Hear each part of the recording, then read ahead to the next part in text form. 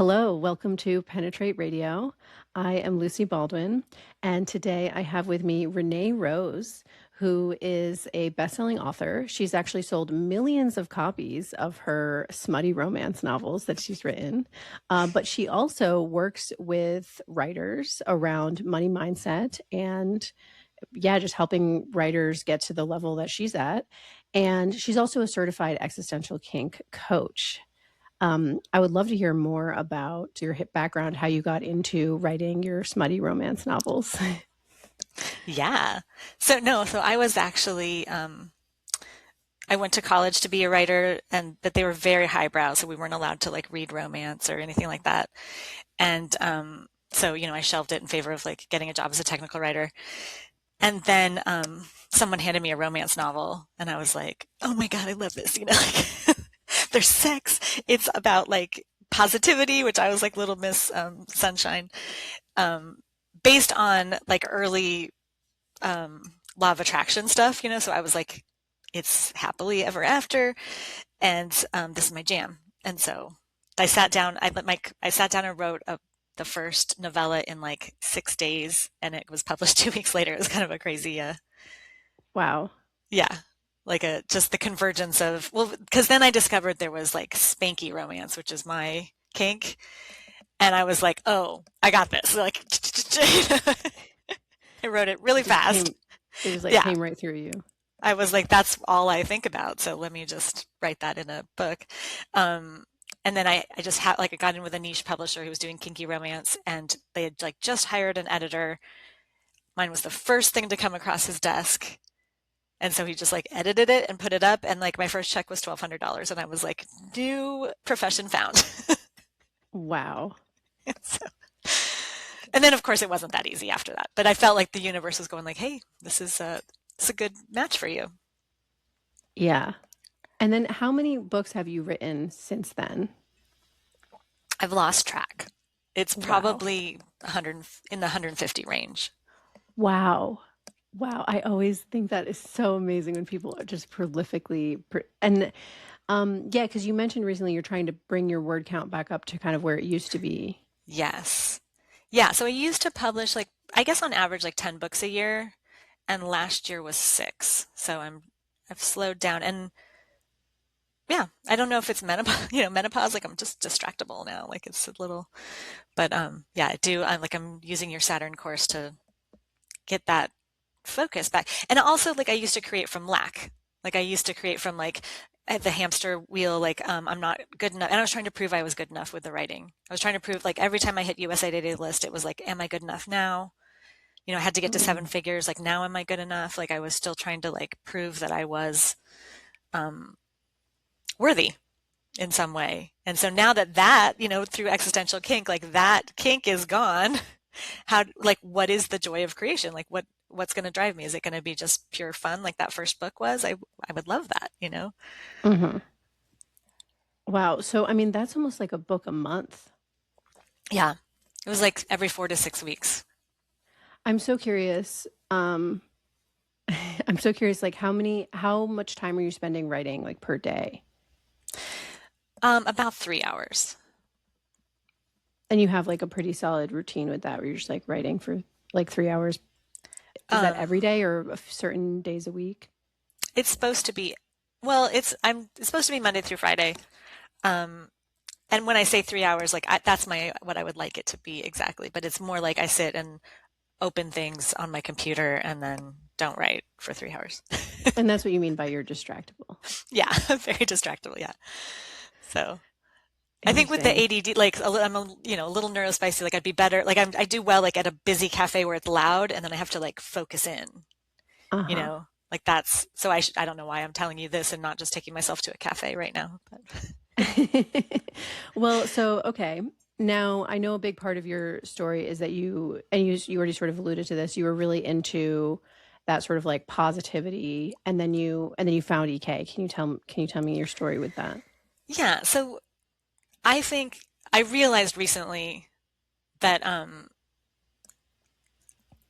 so early when I was 16, my brother attempted suicide several times and ended up with like a schizophrenia diagnosis. And I think my 16-year-old self made some decisions at that time that it was not okay to be depressed or sad, or, or I'd go that way. Like I'd end up in a hospital and I'd end up, like, and so I think I really ran from anything that wasn't toxically positive, like bolted out the door, like with my tail on fire, like, um, you know, including like leaving a marriage after cheating without ever saying I'm angry, just having to make it so good for the kids, just really had to make it all like just never allowed to have anger, never allowed to have rage, never, I just really um, wasn't willing to address those emotions. And so then it ended up between, I'd wrote Right to Riches, which was like for authors to use abundance mindset. And then there was a relationship that like sort of brought it all to head. And that was like, and then I started writing Relax to Riches, was like really looking at your shadow side. And right then, of course, the universe brought everything to me, including the Existential Kink book. And then I joined the certification program.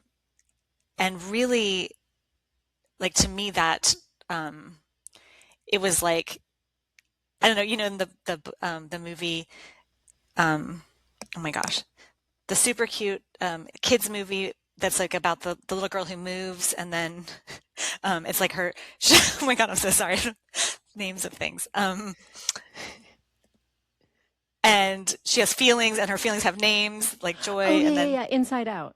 Inside Out. So in Inside Out too, she just keeps chucking the like sad feelings to the back until they all like fled Hmm. forward. And that was kind of what was happening for me. Is like I hadn't addressed any of that stuff. And so as soon as I did, I got to have my full self. Like it was like finding personal power, Mm. because that was half of myself was getting chucked to the back. Like just, you know, I was cutting myself off from half of myself. And so as soon as I like, had radical approval for all the stuff that I didn't think was okay, I had all of me. And then I was like fucking unstoppable. Sorry, I don't know if we can curse on this. Go for it. Okay. Wow. So I'm curious, like, did this kind of happen all at once? Did it happen over a couple of months? Like, take me through the process. I mean, it was probably months. And it was that thing, it was like I was writing a chapter in Relax to Riches, and then I don't know, somehow I found which I'd had the Existential Kink book for years. So something that made me pick it back up. I don't remember what now. It was Iris Beaglehole. I was doing a coaching call with her. I was coaching her. She's another really successful author who also did the training. And she was like, you have to listen to the audio because Carolyn's voice is so amazing. And so I did, and I was like, oh my God, this is exactly what I needed. This is what I've been missing my whole life. And why did I not, like, I had been recommending it forever because I'm kinky, like sexually kinky, but it's really not about sex, of course, which is why I had put it away. I was like, this is not sex. like this is philosophy. Forget it. Like, so yeah, so then that ended up being like the doors that opened the whole, shadow work to me. That was Yeah. so amazing. I'm super curious, and I think maybe this is kind of the obvious question, but the writing these sort of kinky romance novels and being really into this kink, do you think that that was some kind of like backdoor outlet for you for these things that you were suppressing? I mean, definitely. I think my writing was always like trying to work out. And I think trying to work out like deepest fears and deepest humiliations, right? So like I'm writing kinky romance where she's always, abdicating power, Hmm. right? And she's put in these, humiliating situations or like power exchange situations to explore, me not being willing to take my own power, right? Or Hmm. making that kinky. And And it's a way, I think it is a way we explore our darkness, right? Yeah. Um, I mean, we know that rape fantasy is like 30% of women have it. And I think that's a way of, you know, A, exploring our fears of living in a misogynistic society, and B, exploring a darkness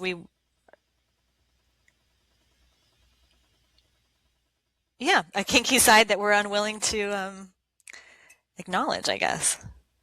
Yeah. I'm curious, do you feel like like the way that you wrote your characters, do you think it changed after coming to this? Yeah. It's changed a lot. And what I'm working on now, because I just finished Kaja Urbaniak's like course on verbal self-defense dojo, and so now my characters can like negotiate better. Like where they have their power when they're negotiating something, because writing is how I learn, right? Or it's how I embody things or how Mhm. I play with it or. So you're always like applying these things into your books. I remember interviewing you for the EK certification program, and you said that you were like, I want to put this into my books. Oh, yeah. Yeah. Yeah, I mean, anytime someone can recognize their own projections, right? Their own wounds. So in a romance, that is really like what's stopping them is just their projection. Hmm. And so the reader's always rooting for them to like get over themselves and let themselves have love. But that's really like all of our own love stories with ourselves. That's the Hmm. same theme. It's like we're projecting something like I'm not enough. And so like the other day I was channeling and I was like going to ask the universe for something. And they were like, when are you going to love yourself enough to allow yourself to have that? And I was like, ooh, okay. So that feels like truth. Like, when am I going to love myself enough to allow myself to have that? Yeah. Yeah, so it's like the same pattern, like the same story over and over. Yeah. Yeah. Like, am I going to ask Saturn to make the words happen, or am I going to love myself enough to set up this structure to make the words happen? It's like, I know I'm saying the same thing, but there's a nuance there that like I wasn't getting, that it's like what you said at the beginning of the melt course, which is like, you are sovereign. Like, take responsibility. If you realize you're responsible, and that piece, I realized like that the reverse of that is that you do become positive, but not toxically positive. Because if you see that you are responsible for everything, that you've created everything, then um, then when something shows up that feels like a don't like, and you have that like I'm not going to argue with reality, I'm not going to be in resistance, then you can just bounce off, like you just bounce off it to something else. But if you go into resistance and you become a victim of it, you just collapsed all your possibilities. Exactly. Yes, yes, exactly. That's such a beautiful way of framing it. Yeah.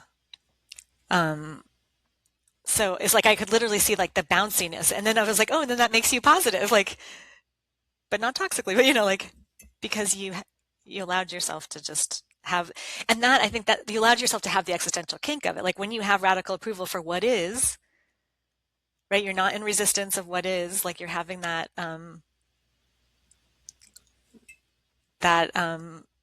it's like what people say, the toxically positive is like, oh, it must be meant to be, and that makes you want to like kick someone in the nuts for saying that, right? But if you're like radical approval, like I created this, it's like kinesthetically you can feel the reversal, and that's where I say the power, because the resistance, like you're using so much energy to resist, and when you flip it around you can feel the you're pulling it in, you're pulling the experience in, and then it fuels you, it becomes your personal power. Exactly. Yeah. And then you get to decide what to do with it. And you get to decide what it means too, because there's so much about meaning. Like all of that Yes. resistance and stuff, it's all about the meaning that we make of things, the stories that we wrap around things. And so we get to choose the story that we tell about it. And that's everything. That's the framing of it. And Yeah. Yeah, I was thinking about this too because kind of what you're saying with like bouncing off and you are kind of back in positivity because we were just recording the first episode of this series and we were talking about kind of leaning into the shadow and how I think a lot of us were in that sort of spiritual bypassy positivity like spiritual world because we were all sort of spiritual seekers.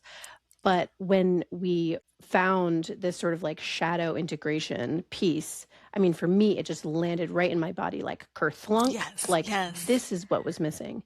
And yes. interestingly, though, like leaning into the shadow and kind of leaning into those things that we've been resisting, it brings us full circle back to positivity. Like, it actually Right. brings That's us what I back was to like, a oh, how happy ironic. place. Like now I am Yeah, positive. right. Like, it brings us to self love, Yeah. but it's like whole. Yeah. Yeah, and just like we were just saying, like you felt like you were, then had your whole self because it's true self-love, it's embodied self-love. Yeah. And I know you said in the Melt course, I'm sure you said it also in our training, but that like a lot of times when you arrive at that, the full receiving of your existential kink, it gets funny. Like it just lightens up. Like usually you do end up laughing. Like, and I was coaching someone, she was really mad at her ex, um, because he lied in court and said she lied about the abuse that she suffered. And you know, it's been years. It's been 10 years and she's still just pissed off all the time. And I get that because I was feeling that too with a relationship. And so I was like, well, could you just have radical approval of you are a liar? And she started laughing. She just remembered this time, like she and her friends, when they were like just had turned 21, would go to the club and pretend to be someone else. Like, and it just made her laugh. Like, but all that effort was in resistance. I am not a liar. I'm not a liar. And as soon as she was Mhm. like, I'm radical approval of me being a liar, it was like, haha, okay, I have lied, you know, like, and I had fun doing it, you know, like Yeah. it just like flipped around into like, it just bubbled up into laughter, you know, which I just think is this beautiful process, right? Yeah. No, I love that. I have so much fun with stuff like that. Like, somebody will accuse me. I have a long-term custody drama with the father of my kids. We've been divorced for like 9 years and like he still tries to stir stuff up. And I was recently called selfish. And I was just like, I would be horrified to consider that somebody would accuse me of not being selfish. Like, of course I'm selfish. What do you mean? Like to imply that I wouldn't want to be perceived as selfish. Like I just, I really I what love leaned into the kind that. of like joy and drama and play of like, yes, of course I'm selfish. I would never deny that. I would never deny that. In fact, how dare you accuse me of not being selfish? I love it. Yeah, because then you don't have a charge on being called selfish. Because Right. anytime you have a charge on something, either people are going to keep showing up and call you selfish, or selfish people are going to keep showing up in your life. Right. And I think that that's actually a really good signal. Like when you're hearing things a lot from people and if it's bothering you, Yeah. that's the thing to look at. Like that's the thing to claim. That's the thing to Yeah. take ownership of. Yeah. And that was finally like this I had this like short relationship, but I still was like every time I thought of him, I was like, fuck you, fucker. You know, like I really like still had that. And finally I was like, okay, what is this? And it was just that he had found me lacking. And so then I finally was like, oh, am I willing to be super lacking with, and then I was like, yeah, I am totally willing to be not good enough for some, like not be what they wanted. Like, and then as soon as I did that, I no longer had like all the residual like bitterness just plopped away, you know, just vanished. Yeah. Yeah, it's amazing because when we do this work a lot, it's like sometimes we just have to we don't even realize we're resisting it. Like you were resisting this idea of being considered lacking. Um just kind of automatically. But once you were able to Yeah. see it and name it and label it, then you had the ability to kind of take it back and claim it and be like, no, no, Yeah. no. Yeah. And like, who cares? Like, yeah, I was lacking to him. I won't be lacking to someone else. You know, like I'm not lacking to me. That's really Right. all that matters, right? Is it, do I find myself lacking? And clearly Yeah, I did if I was so, you know, if I was having such a charge on that, then exactly. just radical approval of being lacking. And then suddenly it's like fun again. Life is fun again, you know? Yeah, you're Yeah. selfish. Like just have selfish, you know, like eat a whole bowl of selfish. Like, Yeah. Yeah, I'm curious. So, when you started doing existential kink, were you doing it like as a process that you were like sitting down and doing? Um, I am I am definitely someone who very kinesthetic, like I feel in my body.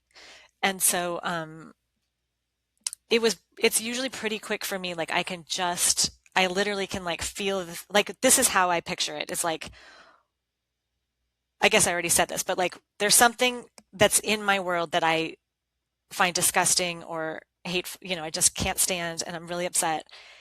And then as soon as I like bring using those words radical approval like are like magic for me now. It's like waving a magic wand.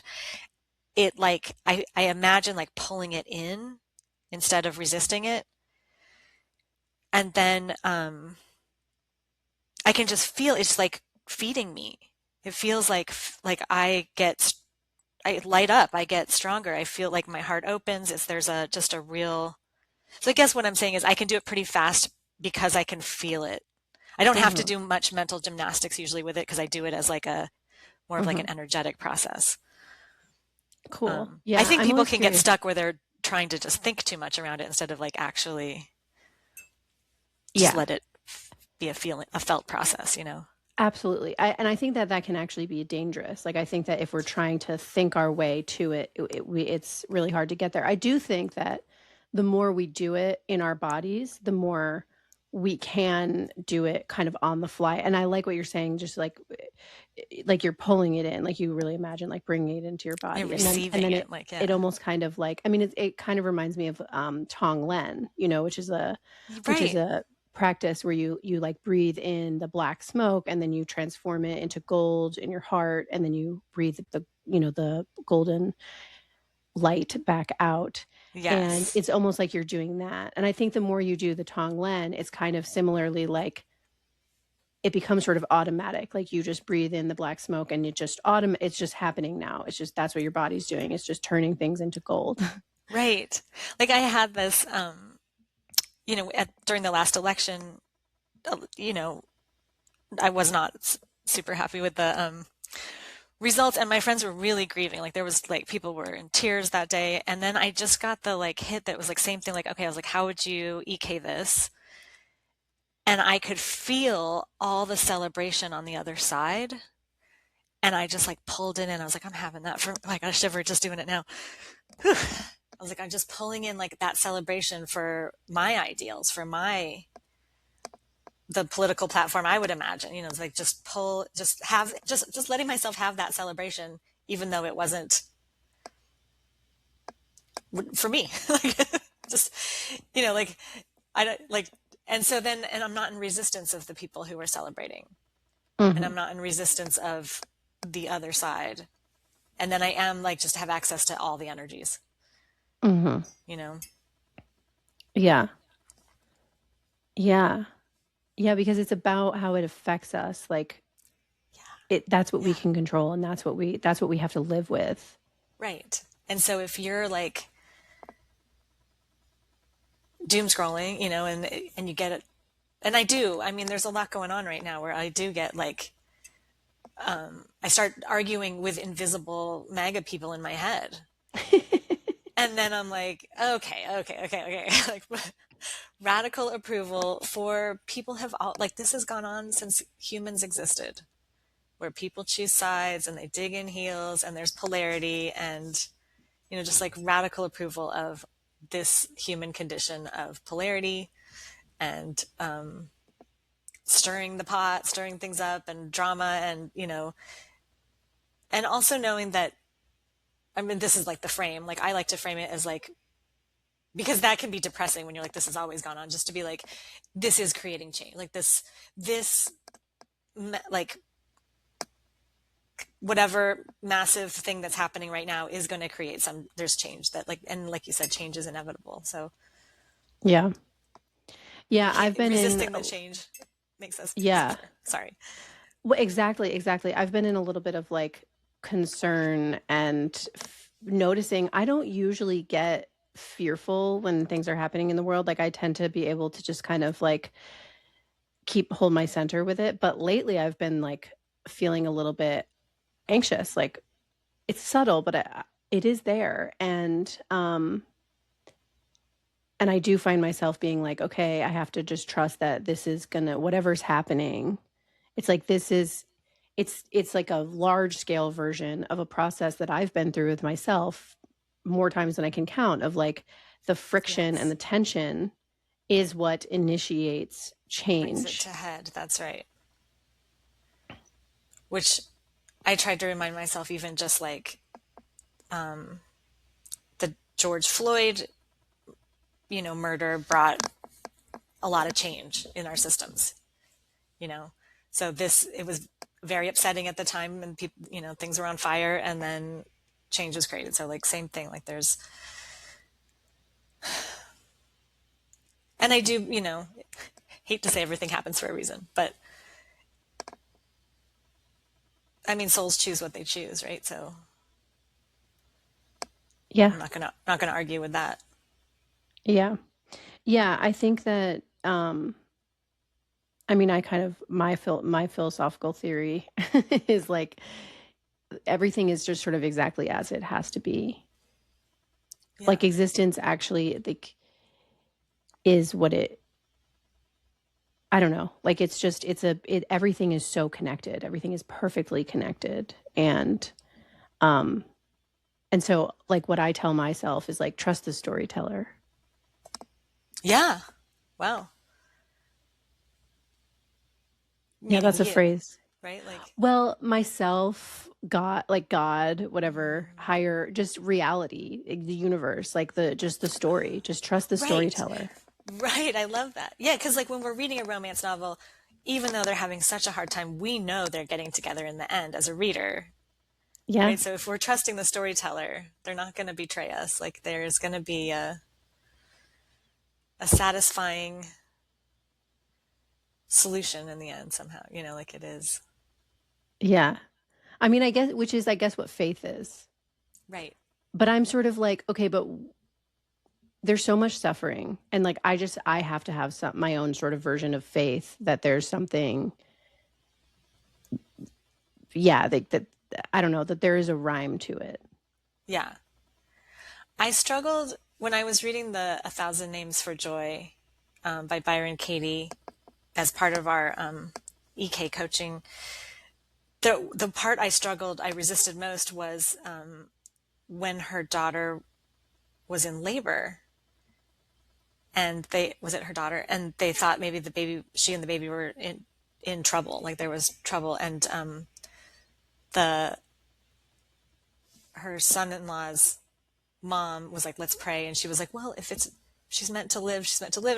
And I was like, what you are nuts, man. Like, that's not okay. Like, I really had a hard time with her acceptance of like, if her daughter was supposed to die, she was supposed to die. Cause I was like, well, we also have free will and we can make a request. Hmm. So I guess like the manifester in me is still like, I'm not going to just lie down and take it. Like, I'm going to be like, I want my daughter and grandbaby to live. Like, Right. Right. and then if it doesn't happen, I go, okay, damn God. But I guess I'm a little, there was like so little will imposed in her radical acceptance of everything that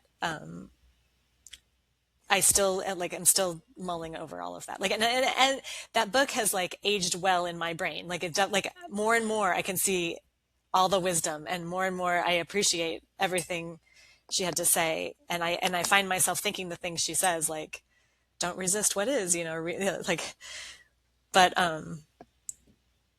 but I guess like, I do question, like, how much, and like, how much do we, man? Like, and this is, okay. I was walking the other day and I lifted my face up to the sun and I said, I'd like to receive, I don't know, I said like the countenance of God on my face. I don't know, whatever it was. Like I was asking for like a blessing from the sun. And then they were like, you are God. And I was like, oh. So again, it just comes back to like that relationship with yourself. Like what am I going to allow myself to have? Yeah. I just talked myself in a circle that I don't know if I went anywhere. Well, Byron Katie she is like fully enlightened. Yeah. She's in an altered state of consciousness where she is like I call it Buddhist enlightenment. Like she's like Yes. enlightened as Buddhas were enlightened. Um, Yes. and so her stance on everything is very extreme, of course, but it is like the truest truth from that perspective because she doesn't filter it at all because she's fully there and she's Yeah. fully unattached. And but for me personally, like that's not what I'm seeking in my life. I True. love I love the wisdom. I'm a huge fan of Byron Katie. Obviously, that's why we read that book in that program. Yeah. But because I think it's important to see and hold what that is, and you can really feel it. She transmits it, and you can. I mean, Yeah. I can really feel it how she transmits it. Um, but I think that for me, like I don't want to be that enlightened Right. because I Right. actually I feel like I'm here to enjoy life like as a human. Like I don't want to I see that Right. as kind of, and I don't think she was seeking that actually. I think she, you know, she it happened to her. For Happened. me Yeah. it's like I'm not seeking to transcend my humanity. And I think it's very human raw to like want my kid to survive, you know. Right. Yeah. And so I can see that like that's the highest sort of spiritual attainment would be to be able to like let go of that. But that's not where I'm trying to go personally. But I Yeah. do think, and this is why I love Existential Kink so much, I think it actually brings us to a happy medium where we are sort of seeking to pull on the strings of, you know, Yeah. creating and doing things and trying to kind of manipulate reality into our little desire to our will, Yeah. and also doing it with total radical approval. I think there's just such a wonderful middle ground of not arguing with reality, like Byron Katie says, but also being true to our sort of like human animalistic urges. Desires. Yeah. Like make a request, like that's what, yeah, like, Exactly. yeah. That's what and that's where I was like, I think that's where I was going with like that I am the God. It's like, I do have, like, I have a free will. It's my choice. Like I can choose to have a beautiful life or I could make, just focus on make myself a victim and make it really miserable. Exactly. Like that's all, whatever, whatever gets me off, right? Whatever my kink is. Yeah. Yeah. And so going back to, I keep thinking of you like doing EK as this sort of way of like pulling these sensations in and I guess I'm curious um now like when you're like when things come up, do you feel like you kind of like automatically come to this sort of like EK like It's pretty quick. Like I noticed myself, I was on the phone with a friend and felt slighted. Like and this is like, I have that still. And then I'm like, oh, this is my 7-year-old kid's sister who never got listened. Like, in my projection was that nobody listens to what I have to say. And so I was having that moment and I was like, and then I was like, kind of, I went to the, like, oh, I should use my casual Baniac skills and express. And then I was like, oh, no, no, this is just you thinking that you're like, just radically approve. People don't listen to me because it's not even true. Like, it's just, that's just a projection. Like, it's just literally not, so that, and then like, that all happened in a matter of seconds before I had to say something or, like so it happened like on the fly on the phone call. Like you on the felt that fly. sort of ping Yeah. and And, then you were she was still like, talking. It wasn't like seconds. It was maybe like 30 seconds, uh-huh. but like I got through it and I was like, oh, we're good. It's fine. Like, so yeah, I guess that's the thing is like faster and faster, but we still have our blind spots, the things where people are like, you have no idea that you're doing something until someone says like, why do you get so competitive playing games? And I'm like, I'm not competitive. Like, what? I'm like, oh, I guess my kid sisterness is still trying to prove I'm good at something. Like, you know, the Yeah. game. I don't know. Get fussy about it. Um, yeah, but then, and I think there's the bigger things that happen that take longer. But I mean, things like my car got totaled and I was just like, cool, just like meant to be. I didn't want to drive a Tesla anymore because Elon Musk is an asshole, the universe spoke. I was like, no, I'm not going to argue with reality. Like, Amazing. So tell me where are you going? good Like what's question. next for you? Um, I am pulling in like books on screen, whether that's TV or film. Um, and also like, because I'm indie published, so like a trad deal, because that would get books into like airports or bookstores, sort of want those little, check those boxes off. Although, it's like the more I feel okay, like I recognize that I am enough as an author, the less I need that. Like I had my first Barnes and Noble book signing because a friend invited me to hers, and I was like, big deal. Like why did you need that to feel? But that was on my box of like I'm a real author when, and Hmm. then I was like, you don't need that. You're good. You're a real author. You can have it right now before you have a book in the airport, before you have a book on screen. You can just have it right now. Like it's so I guess in a way like the all of like where I'm going feels less compelling because it's not being driven from lack anymore. Hmm. It's not from like I have to prove something or I'm not good enough or because I'm into that kink and it's had the flavor of it. Let myself have that already. Yeah. And so you're just still you're just pumping out books. Yeah. And I am still in love with storytelling. Like I do still get captivated by a story and want to tell it. And I do still have more stories in my head than I feel like I have time to write, which is maybe why I want to get my word counts up. But I would also like to like take a screenwriting course and see about adapting myself, like adapting my own work over. And then I think I would like to do the Relax to Riches book, which was like it was like the next step from Write to Riches. And then Relax to Riches was like more of like shadow work.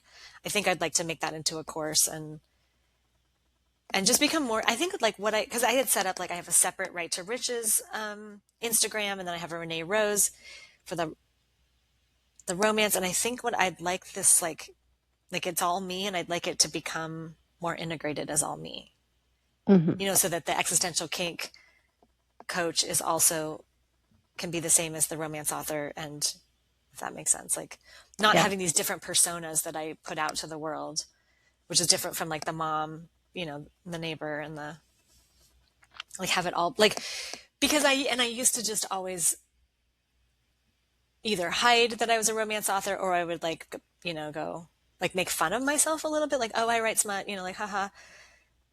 And so then to just be like, yeah, I'm a fucking badass, like just own it with everybody, like, yeah, I'm an author. I've been writing smut for 10 years now, like, and it's not smut, like, I mean, it is, but like, it's not, like it's got a story. Like, I think people, because of the way I talked about it, people made an assumption that it was just like erotica. Like it had no plot. And I was like, I have plots, like, but I was doing, that was me like putting out, like I was afraid of being judged for that. So then I would put it out and then people would judge me that way. Like I attracted all that. Yeah. Yeah. So you're talking about sort of bringing together like you as a coach, Yeah. helping authors, and you as a writer, writing, having written so many books. I'm just blown away by how many books you've written. And then, and also maybe bringing some of your books to television or, Yeah. Yeah. yeah. Yeah. That's the, and I'm also calling a man into like a partner, and which I think if I wasn't ready until I had addressed my existential kink, I was going to keep attracting a partner who treated me less than, Hmm. because that was the kink I was playing out. And so I'm so Yeah. grateful now that I've processed that and and had the fun of it. And because there is fun, like there's like genuine sexual kink with me with that. And also I would like someone who respects me and listens to me and doesn't cheat on me and all of those things. Yeah, definitely. So, Amazing. yeah. So Amazing. now I Is think there I'm ready for that. Like, I don't know. I think before I wouldn't have been attracted to that. right. Right. Like you couldn't even gotten into Couldn't somebody match with it. who, Yeah. yeah. Yeah. Like I'd be like, oh, he's boring or, whatever. Like, he's boring. He doesn't want to choke me and tell me I'm nothing. Like, so yeah. Right. And I do feel like you can have that in the bedroom, Yes, I but do not too. have it in the relationship. I do too. And I think I've said those words all along that I wanted that. Like I wanted it to just be in the bedroom, but I was still playing it out in all of my life. So it wasn't staying in the bedroom.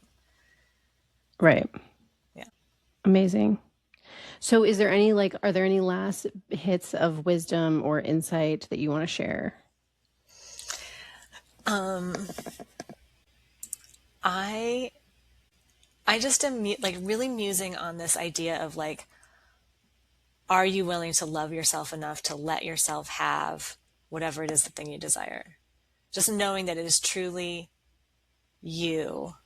You are the only one stopping you, and you are the one with all the power to make it happen. Hmm. Which is just a different way of saying, like you said, like take responsibility for everything. But it's like, I don't know, that hit me for some, like I'm like really, I think if we just play with that, like for every request we make, of like, oh, am I willing to love myself enough to let myself have that? Mm-hmm. Yeah, and love yourself meaning not just like concretely, like letting yourself feel your pain that you're feeling, letting Yeah. yourself feel the truth of all of the things that are happening and like honoring your own truth and honoring your own like boundaries and resistances and acknowledging your own pain and not as everything like that's not the only thing, it's also acknowledging your joy and honoring your joy and all of that, but just like not hiding from your truth, I feel like. Yeah. And hiding from, like you said, the pain and the grief. Like I came to that realization about that I was afraid of feeling bad, like when my daughter left for college, because I thought, oh, I'll miss her for a few days. I don't know what I was thinking, but it's not a few days. Like it was months, and I was sad. And for a while, I was telling myself it wasn't okay to be sad until I realized, like, oh, nothing terrible. Like there was a nervous system thing that told me something terrible would happen if I was sad for too many days in a row, kind of thing. Like that I would be Right. clinically depressed for the rest of my life, or whatever. I'd be mentally ill, or whatever it was. Like there was a real genuine like fear there to being sad, to feeling grief, and then just allowing myself to have it. Of course, like now I'm okay with her being away at college, and and of course, and even at the time, like I wasn't arguing with reality. Like I wanted her to be at college, but I was arguing with the way I felt Right, about it. which is its Like, own reality. right, true, true. So yeah, so it's like just that radical approval of, and we do grieve like all the little changes. Like I don't like when a different teacher shows up to my Pilates class. Like, all these micro resistances in our life of like to change to, Yep. you know, I guess then I'd be Byron Katie level if I didn't do that. But yeah, and then it brings you back to the positivity again. Like that's where you bounce. Like, oh yeah, this is me, you know, having resistance to change. Cool. Yeah, and so where can people find you? So, if they want to read some kinky romance, ReneeRoseRomance.com. If they're an author who wants to join a group of abundance authors, I've got a Facebook group called Author Abundance Central, I think. And there's also a website called Right to Riches. That's right with a W and then a numeral 2, rightoriches.com. And we'll put the link in the description. Cool. Awesome. Amazing. Thank you so much. This was such a pleasure. Yeah, thank you for having me. Thank you so much for listening to another episode of Penetrate Radio. I have a free guided existential kink practice. If you are somebody who is new to this work, if you're new to EK, if you haven't read the book, if you're just not a reader, or if you need a refresher, you can get this. You can download it right now for free and use it to learn how to do EK and just follow along as a guided practice. It is meant for beginners. So I just want to let you know that that's available, and you can find it at the link in the description. Also in the link in the description, you can find more information about our membership Dominion, a field of radical approval. Dominion is less than the cost of a single manicure each month, and it's just a wonderful place to do this work in community. We have seen time and time again that being witnessed and witnessing others in this work is wildly helpful and validating. The last thing I want to mention is that a lot of our guests talk about the coach certification program Penetrate that they went through with myself and Layla. I want to let you know that we are going to be offering that same program again in 2027, and you can find a wait list in that same link if you're interested in getting information about that when it becomes available. And I think this goes without saying, but if you see anyone else offering a program called Penetrate that is also a coach certification program related to this kind of work, that is absolutely not the same program that Layla and I have taught, and that the people in this podcast are talking about when they talk about our coach certification program, Penetrate. So I just wanted to make that super clear. Layla and I share a lot of hard-won wisdom through that program. So if we're not the ones teaching it and offering it, then it is definitely not the same program. Thank you so much for listening to another episode of Penetrate Radio, and I will see you in the next one. Ciao.